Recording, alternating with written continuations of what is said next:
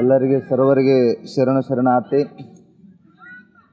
ಕಲ್ಯಾಣ ಕರ್ನಾಟಕದ ಯಾದಗಿರಿ ಜಿಲ್ಲೆಯ ಸುರಪುರ ತಾಲೂಕಿನ ಸುಕ್ಷೇತ್ರ ಮಾಳಳ್ಳಿಯ ಪುಣ್ಯ ಭೂಮಿಯಲ್ಲಿ ವಾಸವಾಗಿರುವಂಥ ಬಡವರ ಬಂಧು, ದೀನದಲಿತರ ಉದ್ಧಾರಕ, ಬೇಡಿದ ಭಕ್ತರಿಗೆ ಬೇಡಿದನ್ನು ನೀಡಿ ತನ್ನ ಮಕ್ಕಳಿಗೆ ಬಡತನ ನೀಡಿರುವಂಥ ನನ್ನಪ್ಪ ಸದ್ಗುರುನಾಥ ಮುತ್ತೆ ಮಾಲಿಂಗರಾಯರ ಕರ್ಪೂರ ಗದ್ದಿಗೆ ನನ್ನ ಶಿರವನ್ನು ಭಾಗಿಸಿ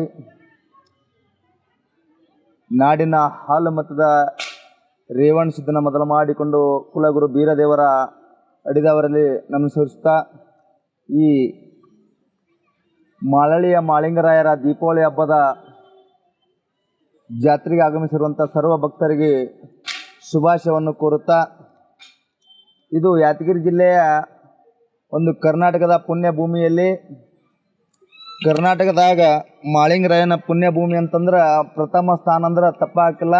ಯಾಕಂದ್ರೆ ಹುಲಿಜಯಂತಿ ಪ್ರಥಮ ಸ್ಥಾನ ಆದರೂ ಕೂಡ ಅದು ಮಹಾರಾಷ್ಟ್ರ ರಾಜ್ಯದಲ್ಲಿ ಬರ್ತೈತಿ. ಇದು ಕರ್ನಾಟಕ ರಾಜ್ಯದಲ್ಲಿ ಮತ್ತು ಕಲ್ಯಾಣ ಕರ್ನಾಟಕದಲ್ಲಿ ಬರ್ತೈತಿ. ಅದಕ್ಕೆ ಬಂಧುಗಳೇ, ಇವತ್ತು ಸುಮಾರು ಸಾವಿರಾರು ವರ್ಷದ ಇತಿಹಾಸ ಇರತಕ್ಕಂಥ ದೇವಸ್ಥಾನ, ಹಲವಾರು ರಾಜ್ಯದಿಂದ ಹಲವಾರು ಜಿಲ್ಲೆಯಿಂದ ಈ ದೇವಸ್ಥಾನಕ್ಕೆ ಭಕ್ತಾದಿಗಳು ಬಂದು ತಮ್ಮ ತಮ್ಮ ಹರಕೆಯನ್ನು ಬೇಡಿಕೊಂಡು ಆ ಗುರುವಿಗೆ ಸಲ್ಲಿಸ್ತಾರೆ. ಪ್ರತಿ ದೀಪಾವಳಿ ಅಮಾವಾಸ್ಯೆ ದಿವಸ 5 ದಿನ ಕಾರ್ಯಕ್ರಮ. ಪ್ರಥಮ ದಿನ ಏನಪ್ಪ ಅಂತಂದ್ರೆ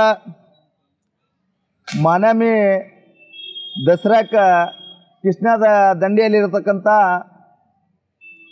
ಮೋನೇಶ್ವರ ಕೃಷ್ಣಾ ನದಿಗೆ ಹೋಗಿ ಗಂಗಾ ಸ್ನಾನವನ್ನು ಮಾಡಿ ಭಕ್ತರ ಪ್ರತಿಯೊಂದು ಭಕ್ತರ ಅವರವರ ಬೇಡಿಕೆ ಪ್ರಕಾರವಾಗಿ ಅವರ ಮನೆಯಲ್ಲಿ ಹೋಗಿ ಎಲ್ಲ ಸರ್ವ ಪೂಜ್ಯರುಗಳ ಪಾಲಿಕೆ ಉತ್ಸವದೊಂದಿಗೆ ಮನೆ ಪ್ರವೇಶವನ್ನು ಮಾಡಿ ಅವರು ಮಾಡಿದಂಥ ಪ್ರಸಾದವನ್ನು ಸ್ವೀಕಾರ ಮಾಡಿ ಅವರಿಗೆ ಆಶೀರ್ವಾದವನ್ನು ಮಾಡಿ ನರಕ ಚತುರ್ದಶಿ ದಿವಸ ಬೆಳಗಿನ 4 ಗಂಟೆಗೆ ಊರು ಗೃಹ ಪ್ರವೇಶವನ್ನು ಪಾಲಿಕೆ ಮುಖಾಂತರ ದೇವರ ದರ್ಶನ ಆಗ್ತದೆ.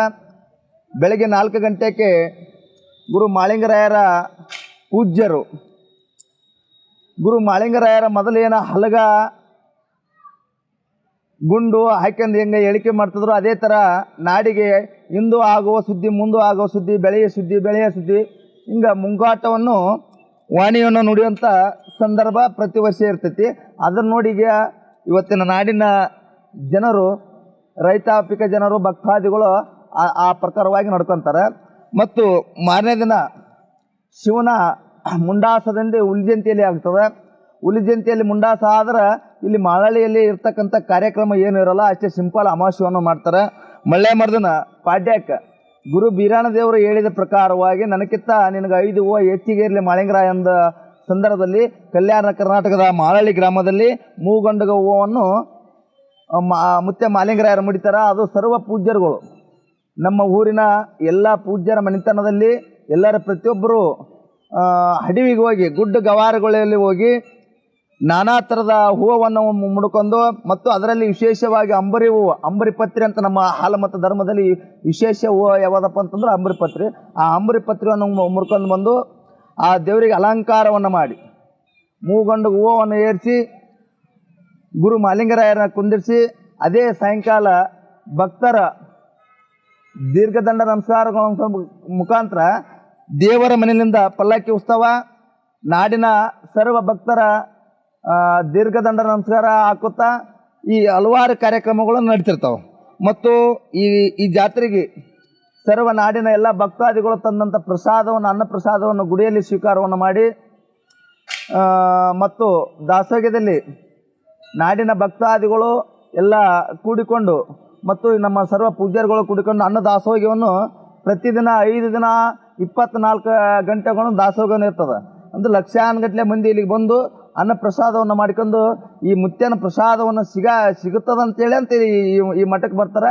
ಆ ಪ್ರಸಾದವನ್ನು ಸ್ವೀಕಾರ ಮಾಡಿದ್ದಕ್ಕೆ ಅವ್ರಿಗೆಲ್ಲರಿಗೂ ಒಳ್ಳೆಯದಾಗ್ಯದ ಅಂತೇಳಿ ಈ ಸಂದರ್ಭದಲ್ಲಿ ಹೇಳೋಕ್ಕೆ ನಾನು ಇಷ್ಟಪಡ್ತಿದ್ದೇನೆ. ಮತ್ತು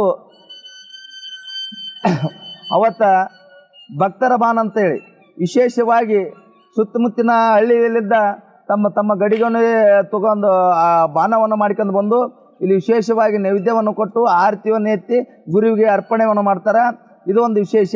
ಬೆಳಗಿನ ಜಾವ 4 ಗಂಟೆಗೆ ಮುದ್ದಾದ ಮಗುವನ್ನು ಹರಕೆ ಹೊತ್ತು ಯಾರು ಬೇಡ್ಕೊಂಡಿರ್ತಾರ ಆ ಮಗುನ ಮಾಳಿಂಗರಾಯನ ಹರಕೆ ಹೊತ್ತು ಬೇಡ್ಕೊಂಡಂಥ ಮಕ್ಕಳನ್ನಂತಂದು ಗುಡಿ ಮೇಲಿಂದ ರತ್ನ ಕಂಬಳಿ ಮೇಲೆ ಹಾರಿಸುವಂಥ ಪದ್ಧತಿ ಮೊದಲಿದ್ದ ಬಂದದ. ಯಾಕಂದ್ರೆ ಹೂವಿನಾಗ ಕೊಡ್ತಕ್ಕಂಥ ಅವು ಮುತ್ತೆ ಮಾಲಿಂಗರಾಯರ ಮೂರ್ತಿ ಏನಿದಾವ, ಫಸ್ಟ್ನೇದು ಬಲಕ ಕುಂದ್ರದ ಮೂರ್ತಿ ಯಾವುದಪ್ಪ ಅಂತಂದ್ರೆ ಲಿಂಗ ಬೀರಾಣದೇವ್ರದು. ಲಿಂಗ ಬೀರಾಣದೇವ್ರ ಮೊದಲ ಗದ್ದೆ ಕುಂತ ಮ್ಯಾಕ ಮುತ್ತೆ ಮಾಲಿಂಗರಾಯ ಕುಂದಿರ್ತಾನ. ಹಿಂಗೆ ಪರಂಪರೆ, ನಮ್ಮ ಪರಂಪರೆ ಹೆಂಗಪ್ಪ ಅಂತಂದ್ರೆ ಇದು ಸುಮಾರು ಸಾವಿರಾರು ವರ್ಷದಿಂದ ಬಂದಂಥ ಪರಂಪರೆ. ಆ ಪರಂಪರೆಯನ್ನು ನಮ್ಮ ಹಿರಿಯರಲ್ಲಿದ್ದು ಹಿಡ್ಕೊಂಡು ನಮ್ಮ ವಂಶಸ್ಥರು, ಯಾಕಂದ್ರೆ ನಾವು ಮೊದಲೇ ನಮ್ಮ ಮೂಲ ಸ್ಥಳ ಯಾವುದಪ್ಪ ಅಂತಂದ್ರೆ ಹಾನಿಗುಂದಿ ಅರಸರ ಮಕ್ಕಳು ನಾವು. ಆ ಅರಸರ ಮಕ್ಕಳ ವಂಶಸ್ಥರು ನಾವು. ಹಿಂಗೆ ಇಲ್ಲಿ ಬಂದು ಮುತ್ತೆ ಮೊದಲಾಯಿ ನಾಡಿನಲ್ಲಿ ಬಂದು ನೆಂದಾಗ ಇವರೇ ಬಂದು ಸೇವೆ ಮಾಡ್ಬೇಕಂತೇಳಿ ಗುರುವಿನ ಆಜ್ಞೆ ಆದಸಲಿಂದ ಸಂಪವತಿಲಿದ್ದ ಬಡ್ಡಿಯನ್ನು ಬೆಳೆದು ಮುಂದೆ ರೆಬರಾಯಿ ಮುತ್ತೆನ ಬಡ್ಡಿಲಿದ್ದ ನಿಂಗರಾಯಿ ಮುತ್ತೆ ಹುಟ್ಟಿ ಬಂದು ನಿಂಗರಾಯಿ ಮುತ್ತೆನ ಹಲವಾರು ಪವಾಡಲಿದ್ದ ಈ ಊರು ಬೆಳೆದೈತಿ, ಈ ನಾಡು ಬೆಳೆದೈತಿ. ಇಷ್ಟು ಹೇಳಕ್ಕೆ ಈ ಸಂದರ್ಭದಲ್ಲಿ, ಯಾಕಂದ್ರೆ ಈಗ ಟೈಮ್ ಇಲ್ಲ ನನಗೆ ಮಾತಾಡೋಕ್ಕೆ. ಇನ್ನೊಂದು ಸಲ ನಾನು ಈ ಚಾನಲಕ್ಕೆ ಅವಕಾಶವನ್ನು ಕೊಟ್ಟು ಈ ಊರು ಹೆಂಗೆ ಬೆಳೀತು, ಈ ಊರಾಗ ಎಷ್ಟು ಮಂದಿ ಈ ವಂಶಸ್ಥರು ನಾವಿದ್ದೀವಿ ಅಂಥೇಳಿ ಮುಂದಿನ ಸಂದೇಗೆ ನಾನು ತಿಳಿಸ್ಪಡ್ತೀನಿ ಅಂತೇಳಿ ಈ ಸಂದರ್ಭದಲ್ಲಿ ಹೇಳಕ್ಕೆ ನಾನು ಇಷ್ಟಪಡ್ತೀನಿ.